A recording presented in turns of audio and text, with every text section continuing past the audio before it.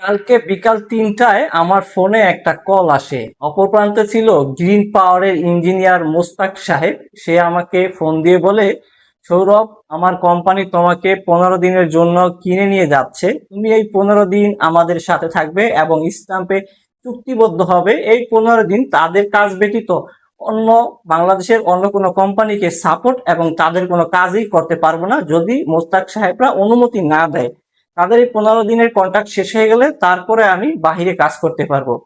তো এই জন্য এই ভিডিওটার রিজন হচ্ছে করা, যেটা মূল বিষয় হচ্ছে যে আপনি একটা জায়গায় বিক্রি হয়ে যাচ্ছেন অথচ আপনি জানবেনই না যে আপনি অন্য একটা কোম্পানির কাছে বিক্রি হয়ে গেছেন।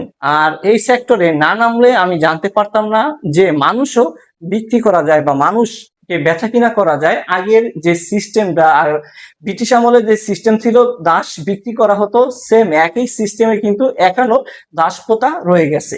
যে কোনো সময় আপনিও কিন্তু বিক্রি হতে পারেন, কিন্তু আপনার অগোচরে আপনি বুঝতেই পারবেন না যে আপনি অন্য একটা কোম্পানির কাছে বিক্রি হয়ে গেছেন। এখন আমার তার সাথে একটা লিঙ্ক আপ ছিল, বা আমি তার সাথে আমি জার্মানির কিছু প্রজেক্ট ছিল, যেটা বাংলাদেশের মধ্যে সর্বপ্রথম জার্মান এর একটা প্রজেক্ট চালু হয়েছিল সোলারে। সেই প্রজেক্টে আমি তার সাথে কাজ করছিলাম একাধারে অনেকটা দিন। সেই সুবাদে তার সাথে আমার অনেক ভালো একটা বন্ডিং ছিল। এই কারণে সে আমাকে ফোন করে অগ্রিম জানিয়ে দিয়েছে যে 15 দিনের জন্য আমাদের কোম্পানি তোমাকে সিলেক্ট করছে এবং এই 15 দিন আমরা তোমাকে নিয়ে যাব, অন্য কোথাও তুমি কিন্তু ভাই কাজ আর করতে